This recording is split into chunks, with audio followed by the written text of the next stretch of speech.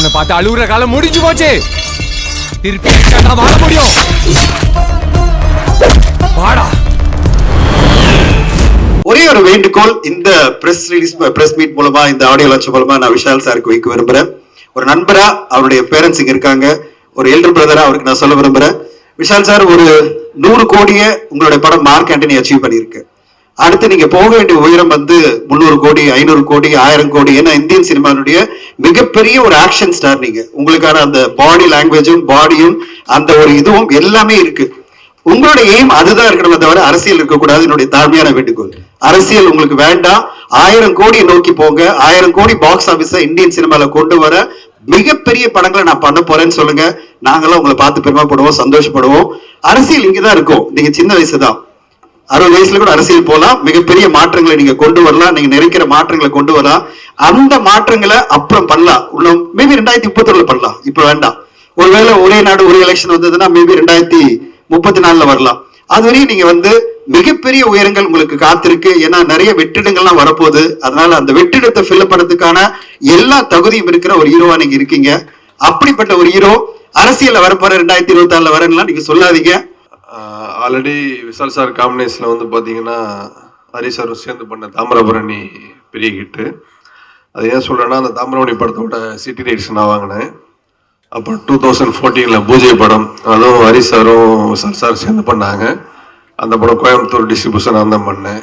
ஏன்னா ஒரு சினிமாவில் ஒரு சென்டிமெண்ட் இருக்குது. ஸோ டைரக்டரும் அந்த ஹீரோவும் சேர்ந்து பண்ணாங்கன்னா அந்த படம் ஒரு பெரிய ஒரு எக்ஸ்பெக்டேஷன் இருக்கும்.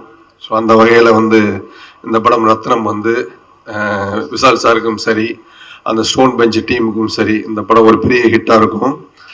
சினிமாவை பொறுத்த வரைக்கும் பார்த்தீங்க அப்படின்னா, கேப்டன் விஜயகாந்த் அப்புறம் ஒரு ஆக்ஷன் சீக்வன்ஸை வந்து ரொம்ப இன்ட்ரெஸ்டாக, அதாவது சும்மா நம்ம சொல்லலாம், நம்ம பிரியாணி சாப்பிட்ற மாதிரி சாப்பிட்றங்கிற மாதிரி விஷால் சார் வந்து அந்த ஆக்ஷன் வந்து அவ்வளோ இன்ட்ரெஸ்டாக ரசிச்சு பண்ணுவார். நான் ஏன் சொல்கிறேன்னா, நான் 2-3 டைம் ஒரு கேரவானில் நிறைய டைம் மீட் பண்ணியிருக்கிறேன். அப்புறம் உடம்புல பார்த்தீங்கன்னா கிட்டத்தட்ட ஒரு 15 ஸ்டிச்சுக்கு மேலே இருக்கும் உங்களுக்கு வந்துட்டு. அவ்வளோ ஒரு ஆக்ஷன் சீக்வன்ஸாக அவ்வளோ லைவாக இன்ட்ரெஸ்டாக அந்த படம் நல்லா வரணும், அந்த கேரக்டர் இன்வால்மெண்ட் ஆகணும் அப்படிங்கிறக்காக ரொம்ப ரசிச்சு பண்ணக்கூடிய ஒரு ஹீரோவில் எனக்கு பிடிச்ச ஹீரோ விஷால் சார். ஸோ அந்த ஹோல் டீமுக்கும் நான் விஷ் பண்ணிக்கிறேன். அப்புறம் ஸ்டோன் பெஞ்ச் பிடிச்ச கார்த்திக் சந்தானம், அவருக்கு நானும் அவரும் ஜாயின் பண்ணி இப்போ ஜிகதான் டபுள் பண்ணோம். அவர் சென்டிமெண்டான ஒரு பிடிச்ச படம் பெரிய ஹிட்டு. ஸோ அவருக்கு இந்த படம் பெரிய ஹிட்டை கொடுக்கணும். தொடர்ந்து அவர் வந்து அடுத்த பிடிச்ச லெவலில் டாப் ரேஞ்சில் இருக்குன்னு சொல்லி வேண்டி விரும்பி இருக்கேன். நன்றி, வணக்கம். அனைவருக்கும் இனிய மாலை வணக்கம். ரத்னம் படம் ட்ரெய்லர் நான் பார்க்கும் போதே அதிரடியா இருந்தது. தமிழ் சினிமானுடைய ஃபாஸ்டஸ்ட் அண்ட் என்ன சொல்றது பிளாக் பஸ்டர் இயக்குனர். ஃபாஸ்டஸ்ட் அப்படின்னா ரொம்ப ஃபாஸ்டா அவருடைய படத்தை எடுப்பாரு. அதே சேம் டைம் படமும் ரொம்ப ஃபாஸ்டா இருக்கும். அண்ட் மிகச்சிறந்த இயக்குனர். தமிழ் சினிமாவுக்கு பல வெற்றிகளை கொடுத்த ஹரிசாரனுடைய படம் அவ்வளவு சிறப்பா இருக்கு. ட்ரெய்லரே அவ்வளவு சூப்பரா இருக்கு. கண்டிப்பா மிகப்பெரிய வெற்றி காத்திருக்கு சார் உங்களுக்கு. அண்ட் ட்ரெய்லரே அவ்வளவு கலக்குது. அண்ட் ஸ்டோன் பெஞ்சுக்கும் ஜி ஸ்டுடியோஸ்க்கும் அலங்கார் பாண்டியன் சாருக்கும் என்னுடைய வாழ்த்துக்கள். மிகப்பெரிய வெற்றி உங்களுக்கு கண்டிப்பா இந்த படம் மூலமா கிடைக்கும் நான் எதிர்பார்க்கிறேன். அண்ட் விஷால் சாரை பத்தி சொல்லி ஆகணும். 2 நாள் முன்னாடி ஒரு இன்டர்வியூ கொடுத்தாரு. பயங்கரமா வைரல். எல்லா யூடியூப்லயும் அதுதான் பரபரப்பா அந்த ஒரு கட் பண்ணி எல்லா யூடியூப்லயும் போயிட்டு இருக்கு. அதுல என்ன சொன்னாரு, இந்த படம் வரும்போதும் பிரச்சனை வரும், எனக்கு ரிலீஸ்க்கு பிரச்சனை வரும், எனக்கு ஸ்கிரீன் கிடைக்குது பிரச்சனை வரும் அப்படின்லாம் சொல்லிட்டு இருந்தாரு. பாருங்களேன், இந்த பாட்டு நம்ம டிஎஸ்பி சார் அவ்வளவு சூப்பரா போட்டிருக்காரு. டோன்ட் வரி மச்சி அப்படின்னு. இந்த 26ஆம் தேதி அவருடைய படம் தான் மிகப்பெரிய லெவல்ல தமிழ்நாட்டில் இருக்கிற 1500 திரையரங்குல கேட்க போறாங்க, சார் நீங்க ரிலீஸ் பண்ண போறீங்களா அப்படின்னு. அதுல நாங்க ஒரு படம் ஒரு நொடி அப்படின்னு ஒரு சின்ன படத்தையும் கொண்டு வரோம். ஒரு 150 ஸ்கிரீன் கிடைச்சா போறோம், மீதி 1000 ஸ்கிரீன் உங்களுக்கு கிடைக்கும். டோன்ட் வரி மச்சி அப்படின்னு உங்களுக்கு சொல்ல விரும்புறேன். அவ்வளவு பெரிய ரிலீஸ் உங்களுக்கு காத்திருக்கு. இன்னும் சார் நீங்க ஒரு சொன்னாலே இப்படி பயப்பட்டு எல்லாரும் இல்ல சார் சோலோ ரிலீஸ் ஆகி வந்துருங்க அப்படின்னு உங்களுக்கு வந்து கொடுக்குறாங்கன்னா அவ்வளவு பவர்ஃபுல்லான ஒரு இன்டர்வியூ கொடுக்குறாரு. அதுதான் வந்து விஷால் சார். எனக்கு ரொம்ப பிடிக்கும். அவருடைய தைரியம் ரொம்ப பிடிக்கும். Gem of a person, gem of a friend. 2 நாள் முன்னாடி ஒரு மெசேஜ் பண்ணார், சார் கண்டிப்பா நீங்க வந்தாகணும் அப்படின்னாரு. உத்தரவு மகாராஜா அப்படின்னு உடனே வந்து நிக்கிறோம் நாங்க. அந்த அளவு அவர் பேர் அன்பு இருக்கு. ஒரே ஒரு வேண்டுகோள், இந்த பிரஸ் மீட் மூலமா, இந்த ஆடியோ லான்ச் மூலமா நான் விஷால் சாருக்கு வைக்க விரும்புறேன். ஒரு நண்பரா அவருடைய பேரண்ட்ஸ் இங்க இருக்காங்க, ஒரு எல்டர் பிரதரா அவருக்கு நான் சொல்ல விரும்புறேன். விஷால் சார் ஒரு 100 கோடியை உங்களுடைய படம் மார்க் ஆண்டனி அச்சீவ் பண்ணியிருக்கு. அடுத்து நீங்க போக வேண்டிய உயரம் வந்து 300 கோடி 500 கோடி 1000 கோடி. ஏன்னா இந்தியன் சினிமானுடைய மிகப்பெரிய ஒரு ஆக்ஷன் ஸ்டார் நீங்க. உங்களுக்கான அந்த பாடி லாங்குவேஜும் பாடியும் அந்த ஒரு இதுவும் எல்லாமே இருக்கு.